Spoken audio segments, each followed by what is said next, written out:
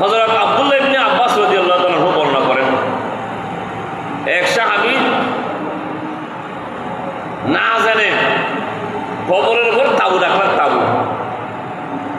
তাবু নির্মাণ করলেন এখানে বসার জন্য, বিশ্রাম করার জন্য। পরে তা বুঝতে পারলেন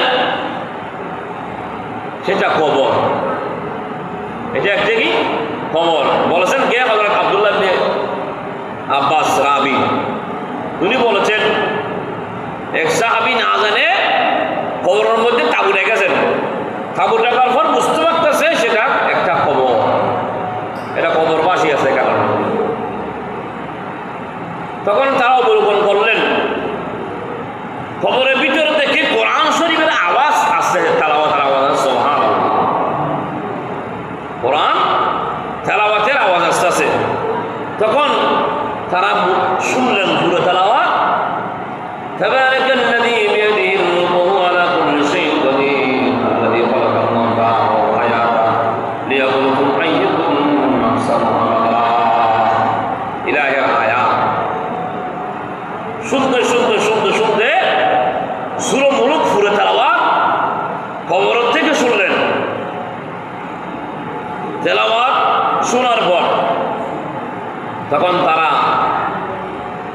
সরকার দু আলম সাল্লাল্লাহু আলাইহি ওয়াসাল্লামের খেদমতে চলে গেলেন। ইয়া রাসূলুল্লাহ, ইয়া হাবিবাল্লাহ, আমরা একটা তাবু টাকলাম, সেটা কবরস্থান সম্পর্কে আমাদের অবগত ছিল না, তারা আমাদের ছিল না। তাবু টাকার পর দেখতে পেলাম সেখান থেকে কোরআন কারীমের তেলাওয়াতের আওয়াজ আসতেছে, সুবহানাল্লাহ। সেই আওয়াজ শুনে আমরা পুরোটা কি করলাম? উপলব্ধি করলাম, ইয়া রাসূলুল্লাহ, ইয়া হাবিবাল্লাহ সাল্লাল্লাহু আলাইহি ওয়াসাল্লাম। উপলব্ধি করে শুনতে পেলাম তাবারাকাল্লাযী বিয়াদিহিল মুলক ওয়া হুয়া আলা কুল্লি শাইইন কাদির আল্লাযী খালাকাল মাউতা ওয়াল হায়াতা লিয়াবলুয়াকুম আইয়ুকুম আহসানু আমালা ওয়া হুয়াল আসীসুল গফুর।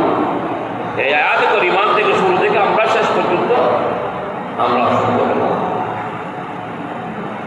তখন রাসূল পাক সাল্লাল্লাহু তাআলা আলাইহি ওয়া সাল্লাম তাদেরকে বলতেছে, ইয়া মুনজিয়াতুন তুনজিহি মিন আযাবিল কবর। আমার রাসূল তখন তাদেরকে বলতেছে এটি মুক্তিদাতা সূরা, যা তেলাওয়াতকারীকে কবরের আযাব থেকে মুক্তি দান করবে, সুবহানাল্লাহ। আমার রাসূল বলতেছে কবরের আযাব হচ্ছে যারা